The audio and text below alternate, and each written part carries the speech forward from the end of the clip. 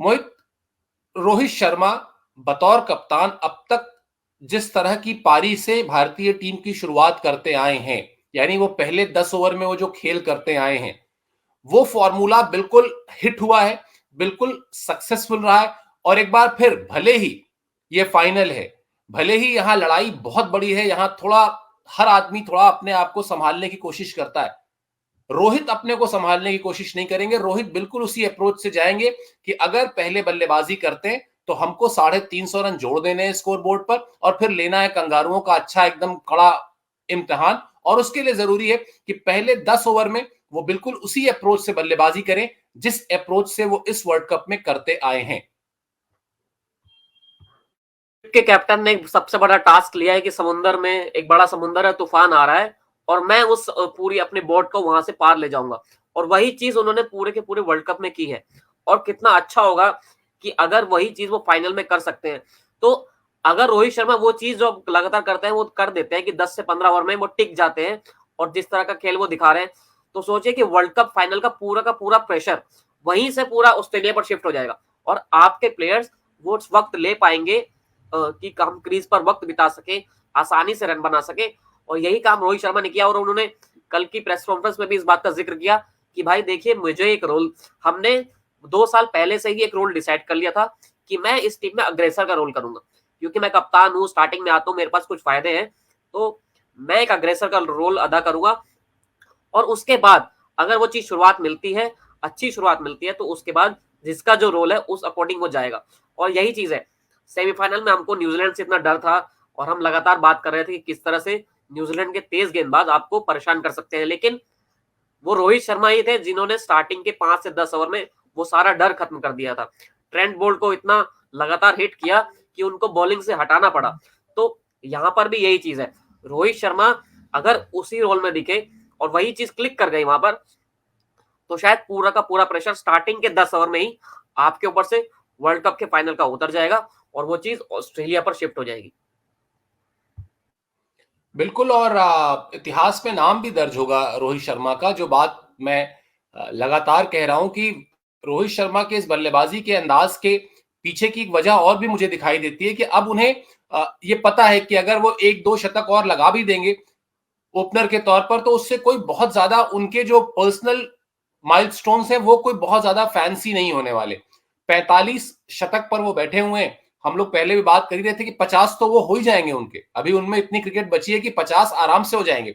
फिर 50 के बाद चाहे वो 54 पे रुके, 55 पे रुके, 56 पे रुके, कोई बहुत मैटर नहीं करता। लेकिन अगर वो रुकते हैं वर्ल्ड कप चैंपियन टीम के कप्तान 2023 के, और साथ में 50 शतक इंटरनेशनल, बहुत बड़ी लकीर हो जाएगी मोहित।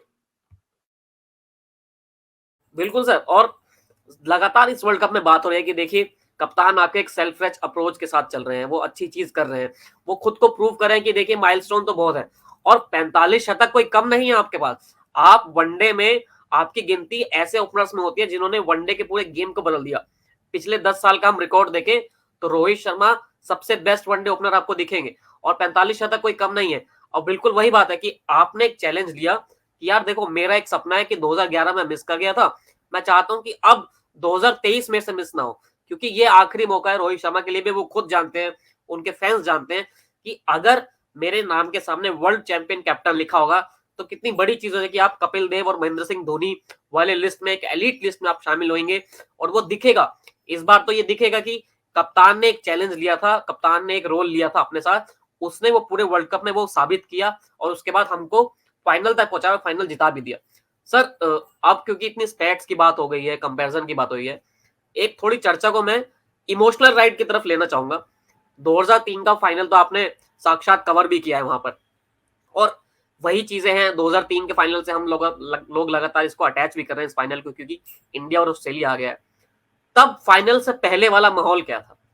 आज सोशल मीडिया है, यंग जनरेशन है, कुछ कुछ क्योंकि कुछ लोगों के लिए पहली बार टीम इंडिया किसी वर्ल्ड कप फाइनल में पहुंच रही है, तो उस वक्त का माहौल क्या था और आज आपको क्या दिखता है कि यंग जनरेशन, सोशल मीडिया वाली जनरेशन, वो क्या कंपैरिजन हमको देखने को मिलता है और क्या वो इमोशनल कनेक्ट था उस वक्त भी? इमोशनल कनेक्ट मुझे लगता है शायद आज से ज्यादा था उस वक्त मोहित। और उस वक्त ये फैक्ट है कि उस वक्त सोशल मीडिया का दौर नहीं था। उस वक्त ये तमाम जो सोशल मीडिया के टूल्स हैं उनका वो नहीं था। लेकिन जो बात हमने शुरुआत में की थी ना, उलटफेर, ये बहुत तय है कि उस वक्त वो उलटफेर का टैग भारत के साथ था। यानी अगर भारतीय टीम उस वर्ल्ड कप में ऑस्ट्रेलिया को हरा लेती तो कहा जाता कि भारत ने उलटफेर कर दिया। 20 साल में सुई पूरी घूम चुकी है। 20 साल में भारतीय क्रिकेट टीम ऑस्ट्रेलिया से एक कदम आगे खड़ी दिखाई देती है। आप किसी भी कसौटी पर उसको परख लें। मतलब हम लोगों ने बात कर ही ली, गेंदबाजों की बात कर ली, बल्लेबाजों की बात कर ली, किसी भी कसौटी पर करें। रही बात टीम की, तो सौरव गांगुली की कप्तानी में अगर आप देखेंगे तो 2003 वो साल था जब विदेशी जमीन पर भारत को सफलता की जो महक थी, जो खुशबू थी, वो बिल्कुल ताजा ताजा मिलना शुरू हुई थी। वरना उससे पहले आप उठाकर देखिए, ये कहा जाता था कि भाई ये वो हैं घर के शेर हैं जो विदेशों में जाके ढेर हो जाते हैं। सौरव गांगुली ने वहां पर ये मैसेज दिया पूरी टीम को कि हम इस टैग के साथ नहीं खेलेंगे। और उसका नतीजा, उसके रिजल्ट्स भी मिले, जो भी मैं बताऊंगा आपको। लेकिन 2003 वर्ल्ड कप में जिस तरह से इंग्लैंड को हराया भारत ने, बिल्कुल एक तरफा मुकाबले में, जहां आशीष नेहरा बहुत कमाल की परफॉर्मेंस करके गए, वहां भी टीम उस मिशन के साथ गई थी कि ये वर्ल्ड कप ले आना है घर अपने।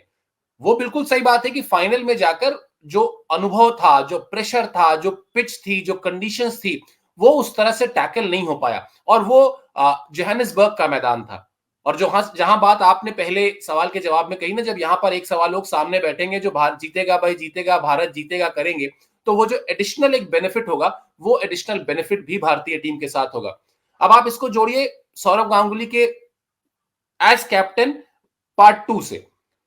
पार्ट 1 में वो आपको ऑस्ट्रेलिया के खिलाफ फाइनल तक का सफर लेकर जाते हैं वर्ल्ड कप में। पार्ट 2 में वो 14 साल बाद पाकिस्तान जाते हैं और पाकिस्तान को 2004 में, यानी 2003 से ठीक एक साल बाद, वहां पर जाकर टेस्ट सीरीज में हराते हैं, वनडे सीरीज में हराते हैं। भारत और पाकिस्तान के क्रिकेट के जो सिनेरियो है, वो उस सिनेरियो पूरा चेंज कर देते हैं।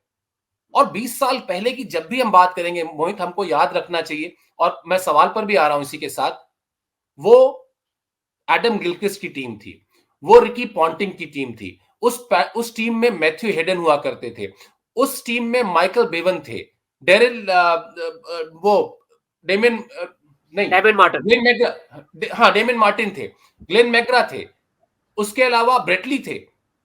आप उस टीम की, वो ऑस्ट्रेलिया की जो कहते हैं ना कि स्टार की जो सजी टीम होती है, वो स्टार्स की टीम थी। ये टीम, मतलब विद ड्यू रिस्पेक्ट टू सारे ऑस्ट्रेलियन फैंस और सारे प्लेयर्स, ये टीम उस टीम की तुलना में मुझे कम से कम कहीं नहीं दिखाई देती।